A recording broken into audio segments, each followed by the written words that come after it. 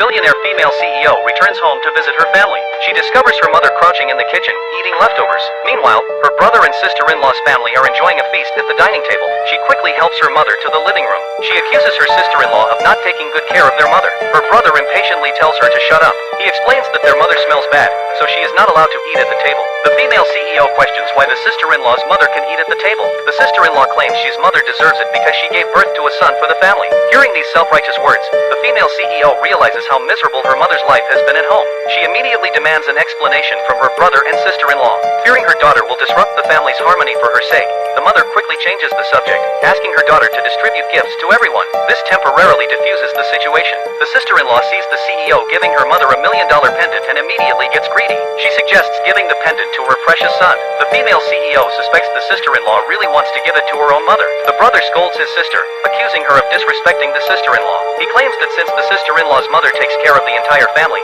she deserves the pendant. The mother also urges her daughter to agree, but the female CEO firmly refuses. The sister-in-law's mother immediately changes her attitude. She sarcastically says that the CEO's mother does nothing all day and can't even take care of a child, clearly born to live a life of luxury. These words completely enrage the female CEO.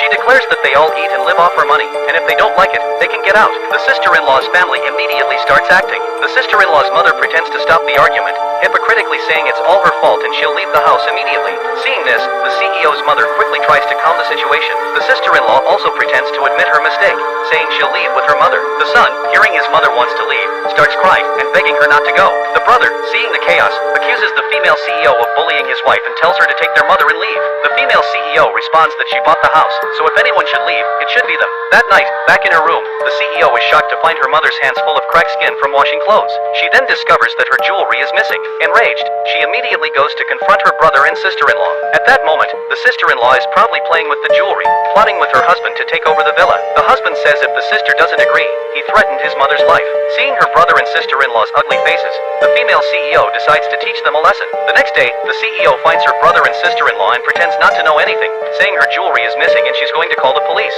The brother immediately jumps up, explaining that the sister-in-law was just using the jewelry since they're all family, so it's the same no matter who wears it. He then seizes the opportunity to bring up the ownership of the house, asking his wife to call their mother over to discuss transferring the house to him. Since the female CEO refuses to transfer the house to her brother, he and his wife threaten their mother's life, saying if she doesn't agree, their mother will never have a good life again. With no other choice, the CEO pretends to agree. Unexpectedly, the sister-in-law complains that the house is too old and plans to have the CEO buy them $1 million mansion.